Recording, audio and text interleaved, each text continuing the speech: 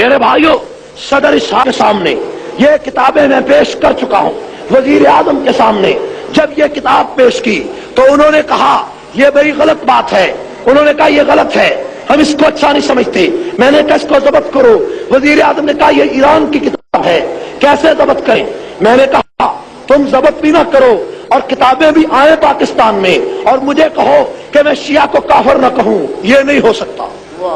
اور اس کے بعد میں نے کہا کہ چلو ایران کی کتاب ہے، یہ میرے ہاتھ میں ایک پاکستان کی کتاب ہے، تحفہ حنفیہ کتاب کا نام ہے، غلام حسین نجفی ملعون نے لاہور سے لکھی ہے کہ تمہاری کوٹھی کے 1.5 فرلانگ کے فاصلے پر اس کا مدرسہ ہے، اس مدرسے سے کتاب چھپی ہے، پریس موجود ہے، مصنف موجود ہے، کتاب موجود ہے، چھاپنے والا موجود ہے، بیچنے والا موجود ہے۔ اور اس تحفہ حنفیہ کے 250 صفحے پر اس ملعون نے لکھا، بڑی بدماشی کے ساتھ لکھا، بڑی ڈھٹائی کے ساتھ لکھا، بڑی بےغیرتی کے ساتھ لکھا اور بہت زیادہ ہٹ درمی کے ساتھ لکھا کہ ابو بکر، عمر، عثمان کا نام انسان اپنی شرمگاہ پر لکھے اور پھر بیوی کے پاس جائے۔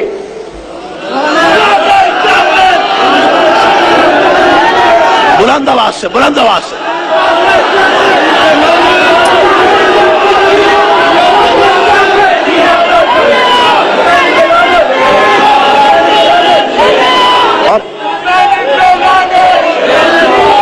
توجہ، میری بات پہ غور کریں، مسلمانوں میری بات پہ غور کرو۔ یہ کتاب، یہ تحریر، یہ لٹریچر میں نے وزیر اعظم کے سامنے پیش کیا۔ وزیر اعظم پاکستان نے کانوں کو ہاتھ لگائے کہ بھئی یہ بہت غلط بات ہے۔ وہ وزیر اعظم جو چند منٹ پہلے مجھے کہتا تھا کہ تم نے شیعہ کو کافر کہہ کر ملک کی فضا کو تباہ کر دیا، تم نے نقش امن ادا کر دیا، جب یہ کتاب میں نے پیش کی اس نے کانوں کو ہاتھ لگائے، اس نے کہا میں ابھی کمیٹی بناتا ہوں۔ کمیٹی بن گئی، کمیٹی کا نام رکھا فرقہ واریت کے خاتمے کی کمیٹی۔ اس کا سربراہ مولانا عبدالستار خان نیازی کو بنایا اور عبدالستار خان نیازی نے پاکستان کی تمام مذہبی جماعتوں کے نمائندے جمع کر کے 30 آدمیوں پر مشتمل ایک کمیٹی تشکیل دی۔ اس کمیٹی کا پہلا اجلاس 20 جنوری 1992 کو ہوا۔ میرے بھائیوں، اس اجلاس میں بھی شریک تھا، مولانا اعظم طارق، مولانا ضیاء القاسمی بھی موجود تھے۔ اس کمیٹی میں کیا کرتے، اس کمیٹی میں میری ڈیوٹی یہ لگائی گئی پوری حکومت کی طرف سے، تمام جماعتوں کی طرف سے کہ تم کہتے ہو شیعہ نے صحابہ کو کافر لکھا، ہم نہیں مانتے۔ تم کہتے ہو شیعہ نے صحابہ کو منافق و مرتد لکھا، ہم نہیں مانتے۔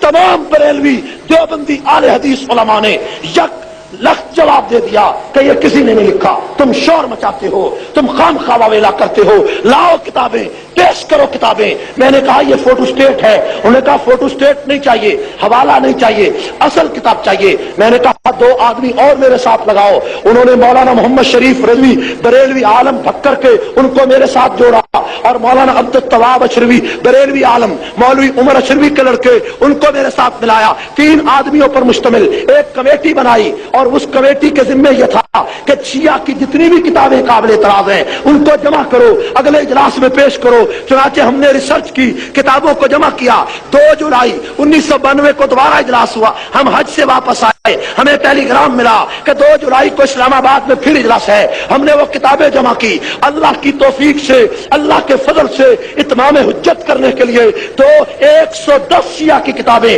جن میں 17 کتابیں خمینی کی تھیں اور بقایا تمام کتابیں پاکستان کے شیعہ کی تھی اور ایران کے شیعہ کی تھی اور انڈیا کے شیعہ کی تھی، وہ تمام کتابیں صندوق بھر کر میں اس کمیٹی میں لے گیا۔ ہم نے ٹیبل پہ کتابیں سجا دی، جس طرح آج فیصلے کا دن ہو، جس طرح آج امتیاز کا دن ہو، جس طرح آج اعلان کا دن ہو، جس طرح آج پوری امت ایک فیصلے کی گھڑی پر آ کر کھڑی ہو گئی ہو۔ ٹیبل پر کتابیں سجا دی گئی، لوگ حیران تھے، علماء پریشان تھے، یہ کیا ہو رہا ہے؟ یہاں مناظرہ ہوگا، یہاں جنگ ہوگی، یہاں لڑائی ہوگی۔ میں نے کہا نہیں، ان کتابوں کو دیکھے بغیر اس کمرے سے کوئی نہیں نکلے گا، اس پر ریسرچ کے بغیر یہاں سے کوئی نہیں جائے گا۔ آج کفر اور اسلام کا فیصلہ ہوگا، یا ہم نہیں ہوں گے یا تم نہیں ہوگے۔ للکار ہے، للکار ہے، شیر کی للکار ہے، للکار ہے، للکار ہے، شیر کی للکار ہے۔ میرے بھائیوں، ان کتابوں جب میں نے کھولا اللہ کی توفیق سے، محض اس کے فضل و کرم سے، میں نے کہا مولانا نیازی صاحب جو ڈیوٹی میرے ذمہ تھی میں نے پوری کی، یہ کتابیں لایا۔ اب یہ ٹھہر جائیں، توجہ ہے توجہ۔ وہ کتابیں جب علماء کے سامنے، بھی ٹھہرو کیا کرتے ہو، جب وہ کتابیں ٹیبل پر آئیں تو شیعہ پریشان ہو گیا، موجود تھے شیعہ، تو ساجد نقوی کا نمائندہ وہاں موجود تھا، افتخار حسین نقوی کھڑا ہو گیا، اس نے کہا کتابیں ہم بھی لا سکتے ہیں۔ میں نے کہا ذمہ تمہارے لگا تھا کہ تم دیوبندیوں کی کتابیں، بریلویوں کی کتابیں، اہل حدیثوں کی کتابیں جو حضرت علی کے خلاف ہے وہ لاؤ، میں تمہاری کتابیں لاتا ہوں۔ جب تمہارے ذمہ لگا تھا تم کیوں نہیں لائے؟ کہنے لگا ایک موقع اور دیا جائے۔ مولانا نیازی نے کہا کوئی موقع نہیں، کوئی بات نہیں، آج فیصلہ ہوگا آج۔ میں نے کہا جناب ایک کمیٹی بناؤ، یہ ابھی جو ان کتابوں کو دیکھے کہ ان کتابوں میں واقعی صحابہ کو کافر لکھا گیا، واقعی صحابہ کو منافق لکھا گیا، واقعی صحابہ کرام کو شیطان لکھا گیا، الیاذ باللہ۔ میں نے کہا بناؤ کمیٹی۔ مولانا نیازی کو میں نے 10 کتابیں دکھائیں، انہوں نے کہا کوئی ضرورت نہیں کمیٹی بنانے کی، یہ بات سچی ہے کہ شیعہ نے صحابہ کو کافر لکھا۔ اور اس اجلاس میں اسی وقت مولانا نیازی نے پوچھا نقوی صاحب بتاؤ، وہاں ایک وزارت حسین نقوی تھا، اس سے بھی کہا، ایک اور ان کا 5 آدمی تھے شیعہ کے، ان سے بار بار پوچھا کہ بتاؤ کتابوں کا کیا جواب ہے۔ جب کسی کو کوئی جواب نہ آیا، میرے بھائیوں یہ وہ واقعہ ہے تاریخ ساز جو اللہ کی توفیق سے خدا نے سپاہ صحابہ سے یہ کام لیا ہے یا نہیں لیا؟ اور میں اس تہجد کے وقت میں کہنا چاہتا ہوں کہ اس میں رائی بھر ہمارا کوئی کمال نہیں، میرا تو کوئی کمال نہیں، یہ سارا کمال حق نواز شہید کے خون کا ہے۔ ہم کبھی ٹھہرے آئندہ صدیوں تک ناموس صحابہ کی جدوجہد پر جب بھی کوئی مورخ قلم اٹھائے گا اس تاریخ کے لمحے کو فراموش نہیں کر سکے گا۔ لیکن یہ بھی بات یاد رہے کہ اس میں ہمارا کوئی ذاتی کمال نہیں۔ اگر حق نواز شہید یہ پرچم نہ اٹھاتا تو حکومت گھٹنے کبھی نہ ٹیکتی گھٹنے۔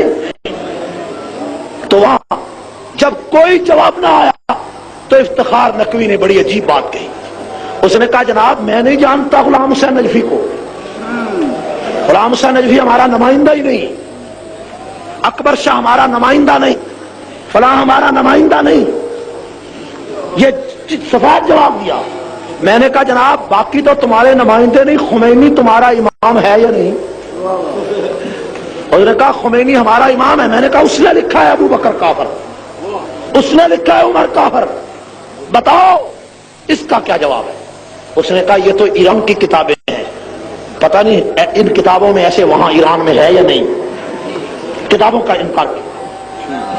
تو علماء نے کہا جناب پچھلے اجلاس میں آپ نے مان لیا تھا کہ کشف اسرار ہماری ہے، آج انکار کر رہے ہو؟ تو افتخار نقوی نے کہا ان کتابوں کو چھوڑو، مجھے بتاؤ، میں تاریخ نفاذ فقہ جعفریہ کا نمائندہ ہوں، ہم نے تو کوئی کتاب صحابہ کے خلاف نہیں چھاپی، تاریخ نفاذ فقہ جعفریہ نے کوئی کتاب نہیں چھاپی۔ کہتا ہے کہ سن 80 میں تاریخ نفاذ فقہ جعفریہ قائم ہوئی، 80 سے لے کر آج تک کوئی کتاب ہم نے صحابہ کے خلاف نہیں چھاپی۔ یہ اس نے بڑی ڈٹائی کے ساتھ بات کی اور ایسے انداز میں بات کی کہ سب مجمع، پورے مجمع پر سکوت طاری ہو۔ لیکن اللہ نے اس وقت بھی آپ کے اس رضاکار کی مدد کی۔ میں نے کہا ان بیچاروں کو تو پتہ کوئی نہیں، میں نے یہ کتاب نکالی، یہ خمینی کا وصیت نامہ ہے، دیکھیے یہ خمینی کا، اس کے ٹائٹل پر خمینی کا فوٹو ہے، یہ خمینی کا وصیت نامہ، یہ ایران سے نہیں چھپا، اور ٹھہرو یہ ایران سے نہیں چھپا، پاکستان میں سے تاریخ نفاذ فقہ جعفریہ نے چھاپا ہے۔ کیا لکھا ہے یہ دیکھیے، تحریک نفاذ فقہ جعفریہ پاکستان۔ وہ کہتا تھا کہ ہم نے تو کوئی کتاب نہیں چھاپی، میں نے کہا یہ ہے تمہاری کتاب، یہ کتاب تاریخ نفاذ فقہ۔ میں نے کہا اس کتاب کے 46 صفحے پر خمینی کہتا ہے کہ میں بڑی جرت کے ساتھ دعویٰ کرتا ہوں کہ آج کی ایرانی قوم اور اس کی کروڑوں کی آبادی رسول اللہ کے دور سے 1000 درجہ بہتر ہے۔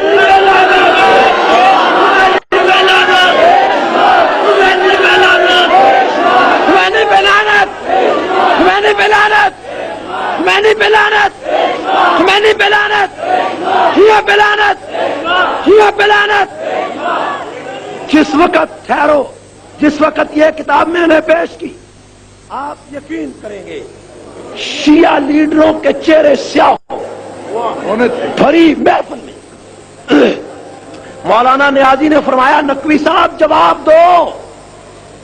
اس نے کہا جب ہم نے یہ کتاب چھاپی ہمیں اس تحریر کا پتہ نہیں تھا۔ کھلے عام شیعہ نے شکست تسلیم کر لی، اور اس شکست کے بعد مولانا نیازی نے فیصلہ لکھا، سفارش لکھی، اور سفارش کیا تھی کہ صحابہ کرام کے گستاخ کے لیے سزائے موت مقرر کی جائے، یہ لکھا، اور اس پر 30 علماء کے دستخط ہوئے۔ صحابہ کرام کے گستاخ کے لیے سزائے موت مقرر کی جائے۔ یہ سفارشات فرقہ واریت کے خاتمے کی کمیٹی نے بنائی، اور یہ سفارشات اب وزیر اعظم کی ٹیبل پر پڑی ہے۔ وزیر اعظم اگر یہ چاہتا ہے کہ شیعہ سنی تنازع کا حل نکلے تو اس کا واحد حل ہے کہ جو کمیٹی وزیر اعظم نے خود بنائی ہے اسی کی سفارشات کو قانون کا حصہ بنایا جائے۔ ٹھیک ہے، یعنی ہونا چاہیے یا نہیں چاہیے؟ لیکن اگر نواز شریف یہ نہیں چاہتا کہ پاکستان میں صحابہ کو کافر لکھا جائے، کتابیں موجود ہیں، بھئی دعا کے بغیر کوئی نہیں جائے گا، دعا کے بغیر کوئی، ابھی چند منٹوں کے بعد دعا ہوگی، بیٹھ جائیں، بیٹھ جائیں، اذان ہو رہی ہے مجھے بھی پتا ہے، بیٹھ جائیں، توجہ کریں۔ ٹھہریں، وزیر اعظم اگر یک